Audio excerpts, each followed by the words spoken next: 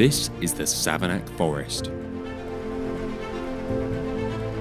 Over 4,500 acres of trees, fields and paths.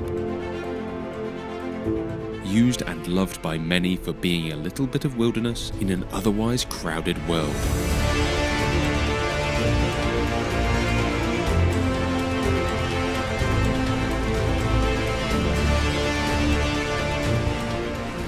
For me, this forest is where I come to hunt. It's man versus beast on another level. The Savanac was founded as a royal forest. These were areas set aside for the royal family to hunt, and were mixtures of woodland, rough pasture, copses and common land. When the Savanac was designated as one in the 12th century, the total mass of royal forest covered nearly a third of England. Nowadays few remain, and fewer still remain that can be hunted. Luckily, I was introduced to this place and to the excitement of deer stalking here by my good friend Tim. 4 years ago, we made a film together on how to cool Muntjac. Up until that point, I had seen these spaniel-sized deer as a pest or inconvenience, but he educated me into giving them the attention and respect they deserve. These are one of my favourite animals to hunt. They're fantastic. After this, I was hooked and have spent the last 3 years watching, studying and pursuing Muntjac as a preference to the other 5 species of deer in the UK.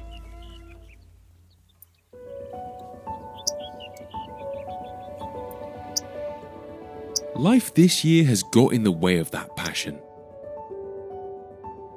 But when my friend Rich called and said he had some product testing to do, I couldn't help but book a few days off and get into the woods with him.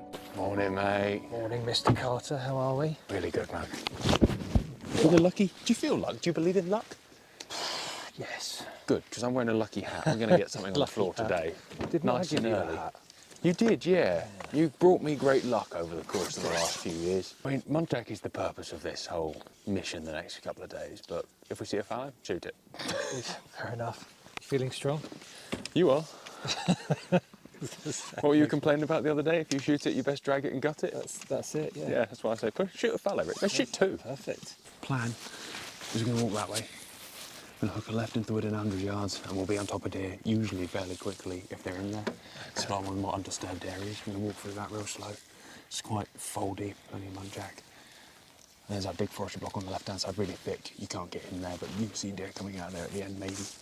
After that, we'll have a little bit of stomp on. There's some stuff that usually would be really good, but there's 3 of us, so that's going to be hard. Then we're going to stomp over the other side in the back corner. There's a little, again, another, I don't know, 30-year-old forestry block. Really nice, thick stuff. We'll belly crawl into that, and usually there's something there if we haven't shot something already. I'd love to go crawl. And then if that fails, we'll go across the road into Last Chance Saloon. Okay. Come on, let's go. Too early for that. All that faffing about, and it is now shootable light. Yes. It's been legal Not shooting light for a necessarily while. matters with our digital scope, but they have it. Yeah, I've got Muntjac. Psst. I can see it. Yeah, big. There's a road here behind it. Oh, there's a few about. There's a few behind it. I mean, this wasn't the plan. But I'll take not the plan. I'm not averse to shooting something and having an early breakfast. Not that I'm not a hardcore deer stalker, as you understand. Well, you know what? We've got one of the best rifles in the world, some of the best thermal and scopes in the world. We're not here to make our lives hard, right? Oh, that does look like a road behind it, but yes, Muntjac. As predicted, we were on top of deer within a few meters, and we moved around the wind to get a clear line of sight. Being tall can make maneuvering around the woods discreetly a bit of a challenge, but it can also be a blessing for seeing over cover and getting safe shots. Short of getting him a box, Rich couldn't get a shot through the vegetation, so I took the rifle so not to waste this opportunity.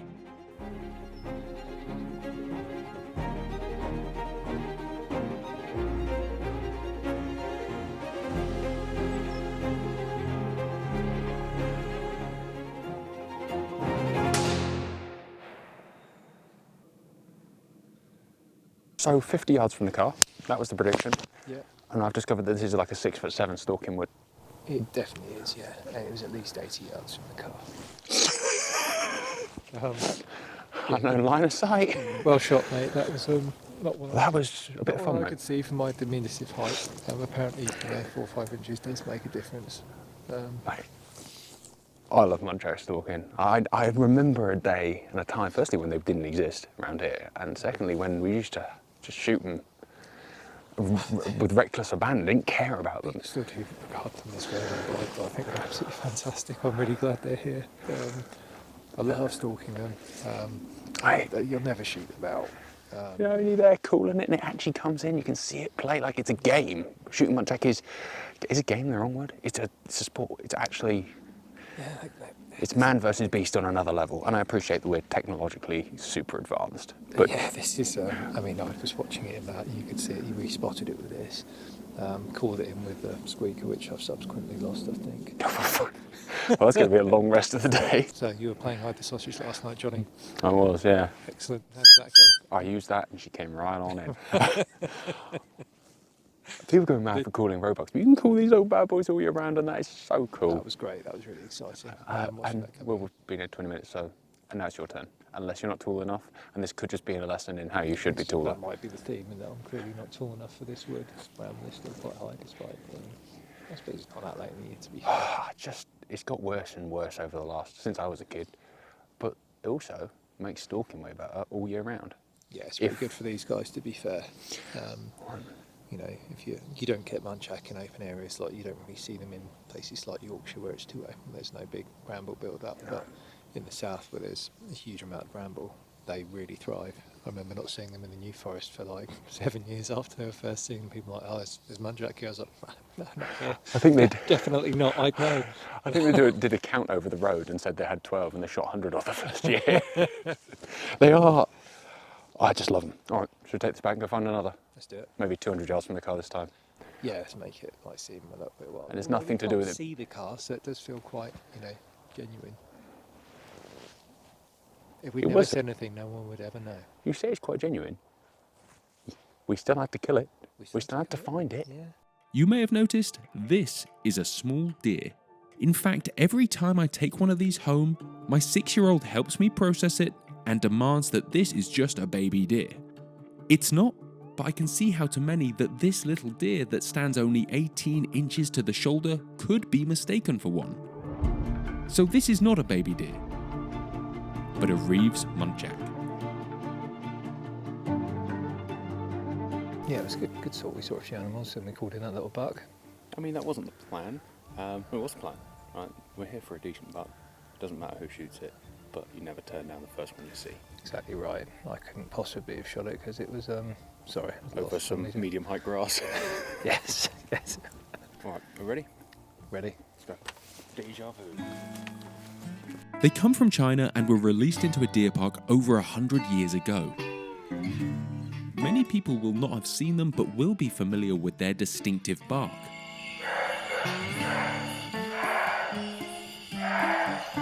Interestingly, muntjac don't have a specific mating season or rut, but breed all year round, with does being capable of conceiving within days of giving birth. They become fertile at around 7 months and can live for over 12 years. Their gestation is just under 7 months, so some basic maths says that one muntjac can become many more muntjac over the course of its life. Rather predictably in hindsight, the original population escaped from that deer park and spread like wildfire.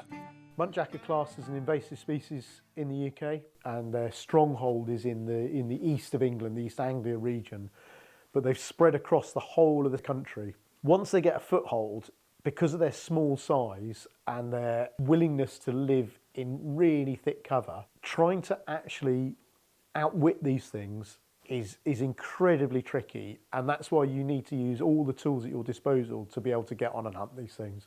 Thermal for muntjac hunting has been an absolute game changer. And luckily, Rich works for HIK Micro, so access to the latest toys and gear has become pretty easy. For sure, muntjac are here to stay, but limiting their population density is obviously important to reduce the effect that this non-native invasive species will have on our landscapes over the coming years. The fortunate byproduct of this unfortunate invasion and subsequent necessary population control is great hunting and great meat. Learning over? back to the forest. Over the years, I've discovered that the only way to have luck here is to shed as much gear as you can and go in low and slow. As we drew closer, I picked up heat signatures in between the trees. Then the waiting game began. As they moved around, we quickly saw that they were fallow. Not what we were after, but not an opportunity we were willing to pass up either.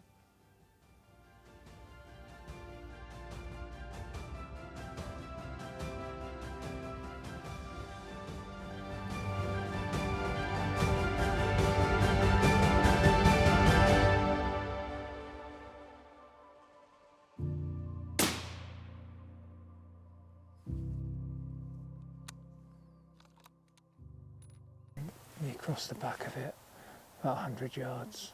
The only clear shot I had was directly in the middle of the shoulder. Threading it a little bit through this. Shot reaction looked good, front of shoulder I would say. Stumbled. I saw him come through my path and I was like, you about to step out. You didn't let him get very far. No. That's awesome.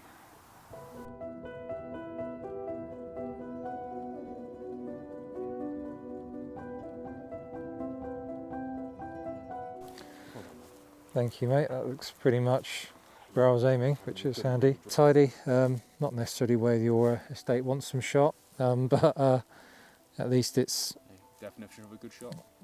Dead animal. Well, it's dead, and it died quickly, so the ride's just there. So it wandered, 6 yards from point of shot. The shot reaction was quite fairly typical. It's a stumble and a twist. I was filming through the thermal. I saw it. It took 2 steps and then it just slowed right down. Yeah.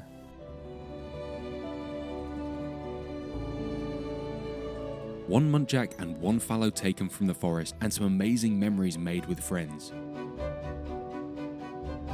No big muntjac seen, but there was still time. Big muntjac bucks become big bucks by not getting shot. That's quite clear, okay?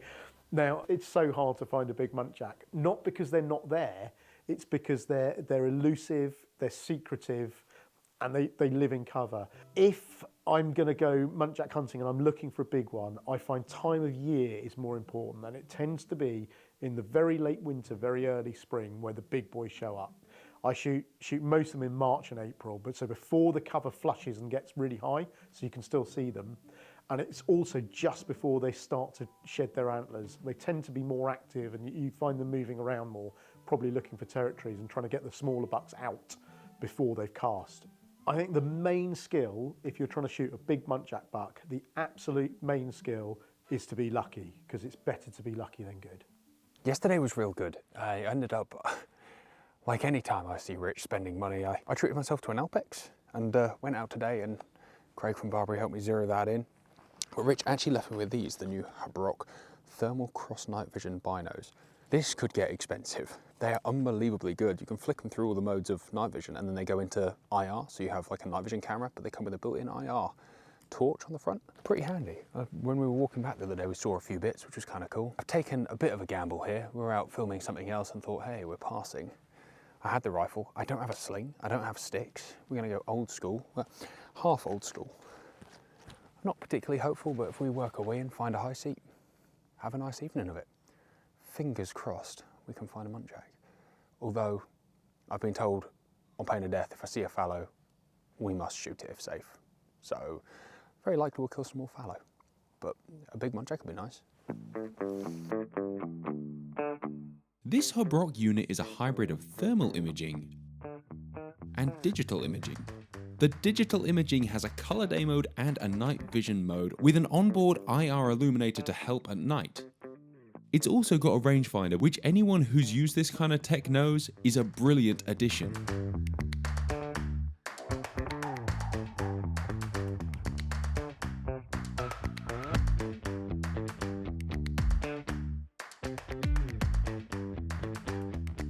My usual setup for stalking is to take a thermal spotter and a pair of binos.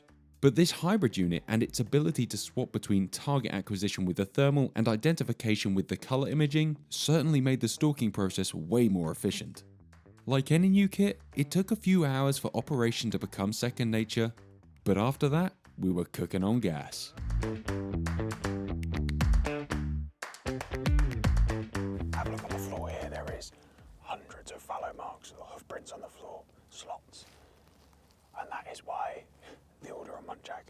is potentially less important than the order on fallow. Fallow, where they're large, they're herding, they can be really destructive to crops, to feeders, and they're just trying to live, but in the numbers they're at here, it's perhaps a little too many.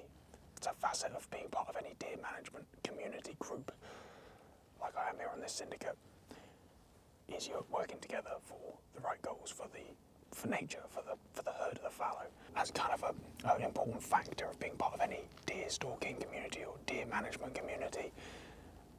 You're here to protect the herd, but you're also here to manage. My phone should be on silent. Any sort of conflict, human-wildlife conflict. In this case, they're smashing these feeders, they're smashing the crops. And in these woods, they're hard to get around, as we found out over the years. I'm going to turn my phone on silent. This rifle is unloaded, just in case those are wondering why it's pointing more forward than perhaps it should be. The rifle's unloaded. It's safe. Stalking really is just a lot of walking around slowly, working an environment in the wind, looking a lot, and hoping that as you take 2 steps, a deer reveals itself behind some cover. Certainly that's how it is in the lowland link. I've been out with a lot of people. Some people move really quick. Some people move very slowly. I think it's all personal. I like to move slowly and look all the time. Certainly in this kind of cover, you never know what 2 or 3 steps might reveal. I guess can be boring, but not when you're here. 2 row were on the trackers walk round the corner. They scuttled off up the way. We're not after row, luckily. Or else I'd feel bad about that. I'd say that was just like, that's good luck that we didn't bump them later. Maybe. That's what I'm going to tell myself. There's a lot of slots on the floor, lots of fresh slots. Muntjac and fallow. I'm not into hunting heavy and prefer to travel light on most occasions, but today's setup may have been too basic even for me. However, when the opportunity presents itself, one should never turn that down. It was certainly inconvenient without a sling, but we made it work until my arms started to get tired. So we changed the plan and headed towards an almost perfectly positioned high seat for the last hour of light. I made an effort to click record. The Muntjac doe, full size, 30 yards down that ride. And I could have just squeezed off and killed her, but, well, I was too busy pressing record.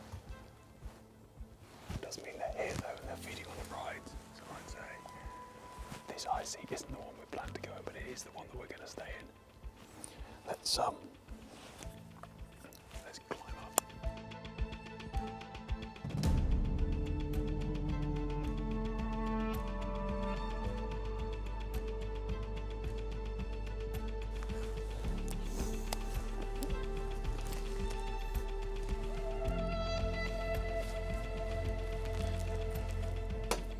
It's a little buck.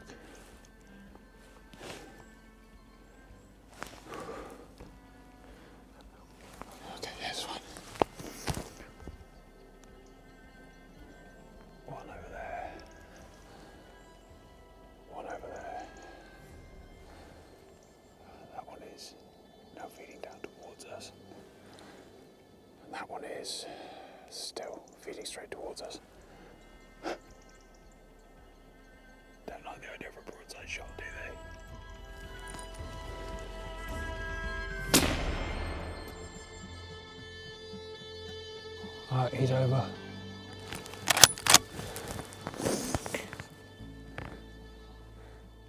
And unsurprisingly,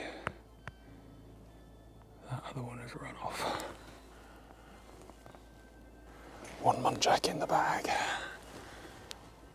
He's down. That one's not even gone, it's still there. It's just slightly off the track. We might be on for 2. Muntjac. Oh.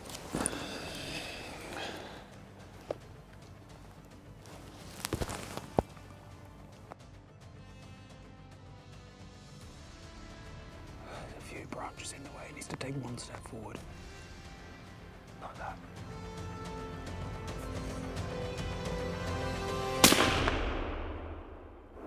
Hey, she's over. I was honestly worried about the clarity on that scope, but it's 140 yards in between some trees. You can make it out perfectly. You can see everything that could be in the way. Nice clean shot. The point in these few days was really just to get out into the woods again. But like every hunter, there's always a hope that we would bump into the big buck of my dreams. Right. Textbook shot. Only a little baby buck. Perhaps not the monster I was dreaming of, but they don't come easy. This is a big lump of an animal. It will feed me and the kids, and I got to come out.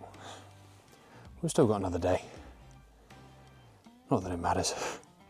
I think at this point I'm quite satisfied. It's a fundamental part of my existence, really. All right, let's take these to the larder. I've been a deer stalker, deer hunter for just over 30 years now. And I honestly have to say that muntjac are my favourite species to hunt in the UK. They're exciting, they never stop moving, they don't have a pattern. Like a roe deer, if it comes out at 3 o'clock in the afternoon, it's going to be there every day at 3 o'clock. Muntjac don't have a pattern, they always keep you guessing, always keep you on your toes. You've got to be stealthy and skillful, and because they're small, you do genuinely have to be an incredibly good shot. Entering the woods, you never know what you're gonna see or what's gonna happen. You know the deer are there, or certainly were there, but even when you see them, a lot of things need to align. The deer needs to be in season, be a safe and proper shot, and be the right one to take. It's very different when you're being recorded through your scope. I'll Muntjac show you that. I'm not going to get any heat for this. There's all stuff that stalkers do, right? But now you can record it and play it back and put it into a public forum. It becomes much more of a safeguarding. People get really upset about putting stuff in public forum. It's odd, right? You touched on it in a great film, but we're very accepting of pretty much anything except the most natural thing in the world, one of the most natural things in the world, which is hunting. When you put a shot in the head, that creates a bad image, does it? Yeah, you took a shot between a couple of trees, even though you could see the whole animal. You knew it was, you know it's safe, everything's... Yeah. It's heart, right? But yeah, it's one of those. I think, yes, if you make the decision it's safe, it's like, well, it's no different than watching someone drive, is it? Or you pulled out, were you sure that was safe? Well, I'm still here, and I think it was safe, so... What you do on camera and off camera being slightly different, is that like a thing? Is that okay? I think that's totally okay. What, you hold yourself to a different level when you're putting stuff out to the world, because we are industry. As soon as you put a video out, you are judged by the industry and those newcomers, and you set a standard, right? So you do need to...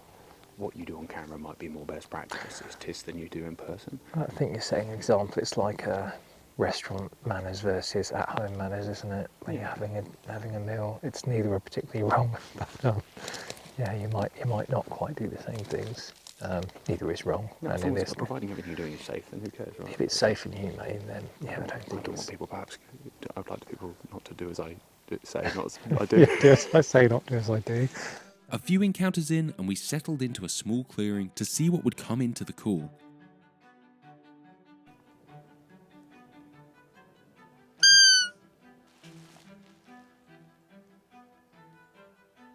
That was pretty stupid. Well, I thought it was going to come from that way, like the way that I thought it would be a beautiful occasion for a deer to come from, not pop out 5 yards under our feet like they always do, whilst I'm on like 20 times zoom. He's still there. Little doe, wasn't it? Oh, it was a little buck actually. I was too concerned with trying I haven't got my to glasses around. on, but yeah. I think move up there, we might get a shot into it. I think, yeah, if you step up there, it's definitely just stood there. They're difficult when they pop out far too close for what we're set up for doing, and you can't really, in the wrong direction. yeah, you can't really move without them kind of going. They will take a second of confusion. I would stand broadside and be like, "What's going on?"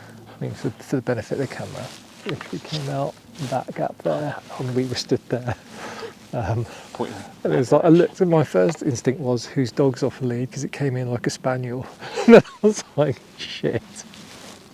It's yeah. There's no way he's going to spin round on that without it running away. We tried. It's always worth a heroic try. It was a heroic try, but then it stood there barking for half a minute. But he's obviously looked at us, tried to get around it, but every time it's sort of movement, it would just go behind another tree. They are. Yeah.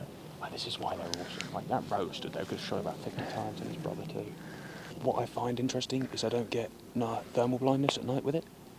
And I don't know why that is. You may be able to explain, I don't know. Because I've turned the brightness settings right down. That's clever. I know. It's nothing to do with both eyes being equal as opposed to having to shut an eye and... That's the headaches. So you won't get as many with any headaches doing it that way, although you're still going to get screen burn like you do if you spend 8 hours at a desk. I really didn't find that But I found... And I find it awful with my spotter. With the default settings, which are shop settings, they're always going to be... It's for daylight, and they're therefore very bright. Then when you actually start using it in woodland at low light at night time, it's going to A, destroy the battery, and B, burn your eyes out the sockets. So the first thing I would do for anyone buying a set is turn your brightness right down. I mean, it makes all the difference in the world. And it's... My eyes didn't hurt, so I was out looking through the night and I take it down, I could still see the silhouettes, which is very different. Yeah. Still no shots fired, we moved on further trying to call some more.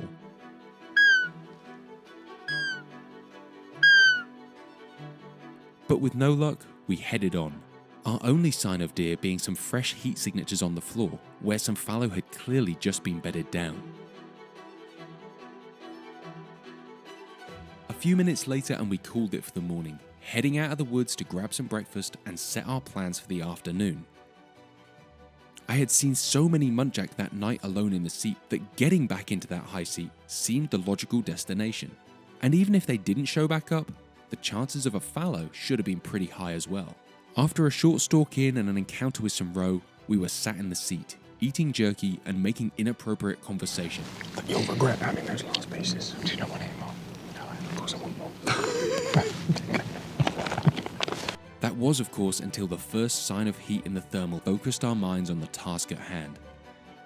Before long, deer started to appear everywhere. Coming up right now. Road, you reckon? No, that's Muntjac coming, I'm sure of it.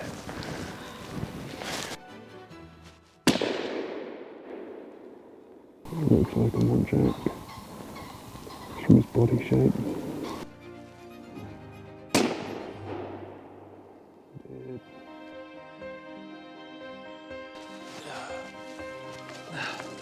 On the Muntjac, Oh my god. it does, the heart's is tiny obviously and generally a little bit further forward. Yeah, well, he's dead. It's not really the buck we were dreaming of when I set these 3 days aside. But seemingly all of the big bucks are Not here, or well, they're smarter than to be out in his crap. prior engagement, yeah. My life with the channel over the past few years has been very shotgun focused. But stalking has always remained a constant passion in the background. Spending this precious time in the woods is as close as I come to meditation. And I leave every session calmer and happier than I started, regardless of whether I find and shoot a deer or not. These few days were no exception, with fun had, memories made, and a few weeks' supply of venison harvested. Thanks for watching, guys, and I'm sure I'll see you in the woods again soon. Thank you for watching, guys. This channel is made possible by our amazing sponsors. You can find out more about them in the description down below. And if you want to support the channel, you can join as a member. You get loads of extra content, well, some extra content, and occasionally we hook up and go clay shooting together as a membership group. If you don't feel like joining today, we really appreciate you watching and subscribing. Have a wonderful day.